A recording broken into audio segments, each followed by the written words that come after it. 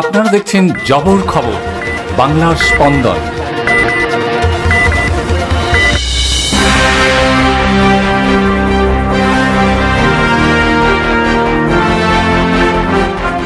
ভাঙড়ের 25 জন আইএসএফ কর্মীকে আজ বারুইপুর কেন্দ্রীয় সংশোধনাগার থেকে মুক্তি দেওয়া হলো। সংশোধনাগার থেকে বেরোনোর পর ফুলের মালা পরিয়ে দলীয় কর্মীদের সংবর্ধনা জানালেন আইএসএফ বিধায়ক নওশাদ সিদ্দিকী। তো ক্রিমিনাল তুমি শুনে রাখো, আইএসএফ এর ছেলেদেরকে জেল খাটিয়ে দমানো যায়নি, যাবে না। নোটোরিয়াস ক্রিমিনাল তুমি শুনে রাখো, আইএসএফ এর ছেলেদেরকে জেল কাটিয়ে দমানো যায়নি, যাবে না।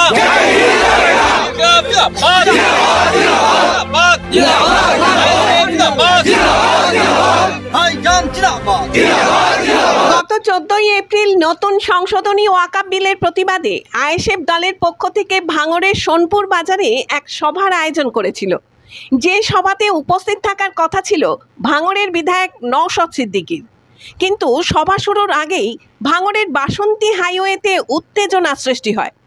পুলিশের পক্ষ থেকে কলকাতায় ওয়াকফ আন্দোলনের মিছিলে যাওয়া কর্মী সমর্থকদের আটকানোকে কেন্দ্র করে ব্যাপক উত্তেজনা সৃষ্টি হয়।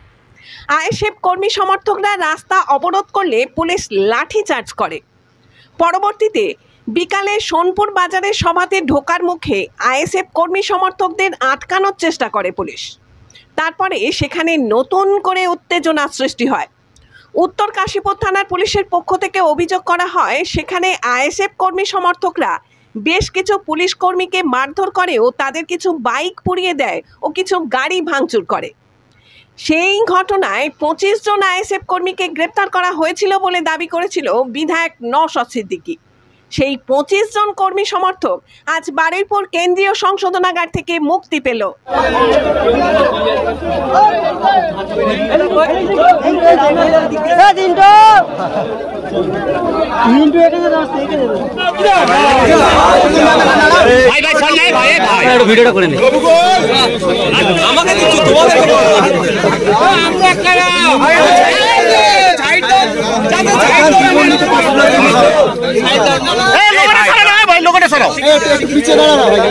কর্মী সমর্থকদের ফুলের মালা পরিয়ে সংবর্ধনা জানাতে বারুইপুর কেন্দ্রীয় সংশোধনাগারে উপস্থিত ছিলেন ভাঙড়ের বিধায়ক নওশাদ সিদ্দিকী।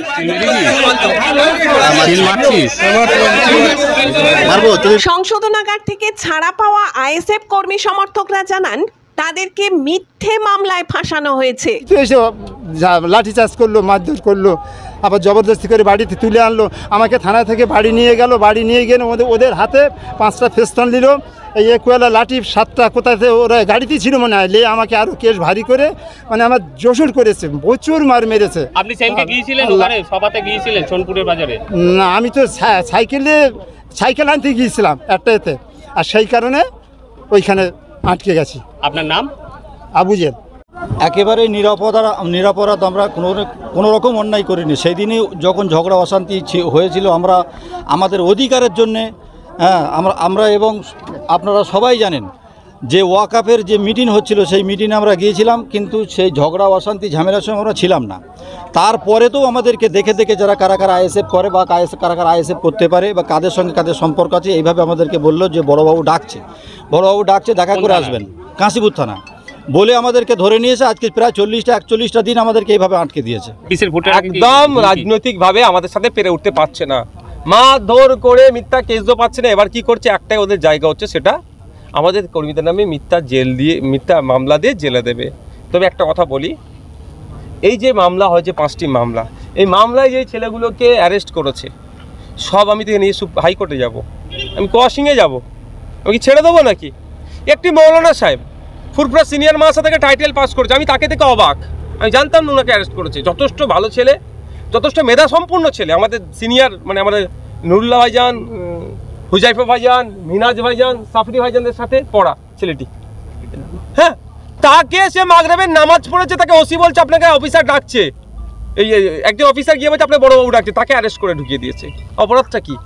সে কি অপরাধ করেছে? একজন সে আলেম পাস, টাইটেল পাস, একজন তিনি মাওলানা, এই করছে, এই নোংরামি করছে। ওরা আগামী দিনে ভাবছে হয়তো এই ধরনের করবে। তবে 2026 সালে এই দলটা টিকবে কি টিকবে না, শওকত বাবুকে ওটা ভাবা দরকার। উনি বলছে ধমকানো চমকানো, যাকে national human rights commission certified criminal বলেছে, সে আইএসএফ এর সম্পর্কে বাজে মন্তব্য করবে, এটা আমরা পাত্তা দিই না, সময় দেখা হবে। ভাঙড়ের সাথে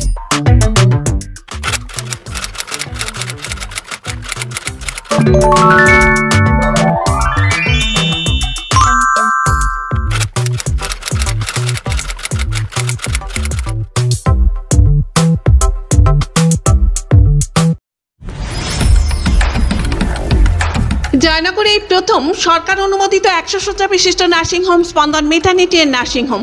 এখানে 24 ঘন্টা আইসিসিউ, এনআইসিউ, ডায়ালিসিস ও সকল প্রকার মাইক্রোসার্জারি, ইউরোসার্জারি সহ অত্যাধুনিক সিয়ামযুক্ত মডিউলার অপারেশন থিয়েটারে স্পাইন, ব্রেন ও অর্থোপেডিক রিপ্লেসমেন্ট সার্জারির সুব্যবস্থা আছে।